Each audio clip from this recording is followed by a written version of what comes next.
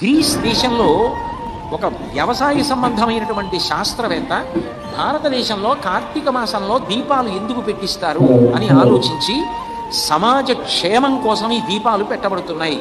ఎందుకనంటే కార్తీక మాసం వచ్చేటప్పటికి చలి పెరిగిపోయి వాతావరణంలో వేడి తగ్గిపోతే హృద్ సంబంధమైన వ్యాధులు రాకుండా, చాలామందికి పక్షవాతం లాంటివి రాకుండా, రక్తనాళాలు సంకోచించకుండా ఉండాలి అంటే వాతావరణమునందు అందరికీ ఉపయుక్తమైన వాయువుని నింపడానికి నువ్వుల నూనె దీపాలు పెట్టించారు. పైగా దీపాల వంక చూసేటప్పటికీ పంట మీద చుట్టూ పెరిగిపోయినటువంటి క్రిమికీటకాలన్నీ ఆకర్షింపబడి ఆ దీపంలో పడి కాలిపోయి పడిపోతే వ్యక్తుల యొక్క ఆరోగ్యాలు నిలబడతాయి. లేకపోతే ఆ క్రిముల చేత కరవబడి అంటువ్యాధులు ప్రబలుతాయి.